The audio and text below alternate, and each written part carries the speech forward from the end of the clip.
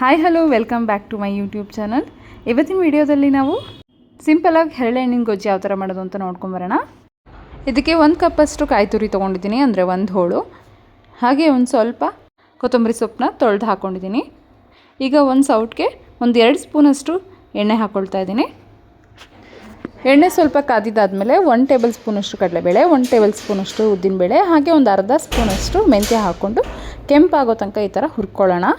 ಇದು ಹುರ್ಕೊಂಡಿದ್ದನ್ನು ಕೂಡ ನಾವು ಮಿಕ್ಸಿ ಜಾರ್ಗೆ ಹಾಕ್ಕೊಳ್ಳೋಣ. ಕಾಯಿ ಕೊತ್ತಂಬರಿ ಸೊಪ್ಪು ಇಟ್ಕೊಂಡಿದ್ವಲ್ಲ ಅದಕ್ಕೆ ಹಾಕ್ಕೊಳ್ತಾ ಇದ್ದೀನಿ.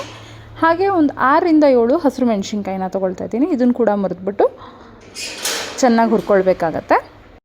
ಇದನ್ನು ಕೂಡ ನಾವು ಮಿಕ್ಸಿ ಜಾರ್ಗೆ ಹಾಕ್ಕೊಳ್ತಿದ್ದೀವಿ. ಅದ್ರ ಜೊತೆಗೆ ಒಂದು 1/4 ಸ್ಪೂನಷ್ಟು ಅರಿಶಿನ, ಹಾಗೆ ಒಂದು ಅರ್ಧ ಕಪ್ಪಷ್ಟು ನೀರು ಹಾಕ್ಕೊಂಡು ಇದನ್ನು ನೈಸಾಗಿ ರುಬ್ಕೊಂಡು ಬರೋಣ. ಈಗ ಇದನ್ನು ನಾನು ಒಂದು ಪಾತ್ರೆಗೆ ಹಾಕ್ಕೊಳ್ತಾ ಇದ್ದೀನಿ.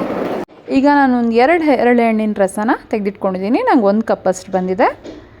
ಈಗ ಈ ರಸನ ರುಬ್ಬಿಟ್ಕೊಂಡಿರೋವಂಥ ಮಿಶ್ರಣಕ್ಕೆ ಹಾಕ್ಕೊಳ್ತಾ ಇದ್ದೀವಿ. ಈಗ ಅದೇ ಕಪ್ ಅಳತೆಯಷ್ಟು ಬೆಲ್ಲದ ಪುಡಿನ ಹಾಕ್ಕೊಳ್ತಾ ಇದೆ.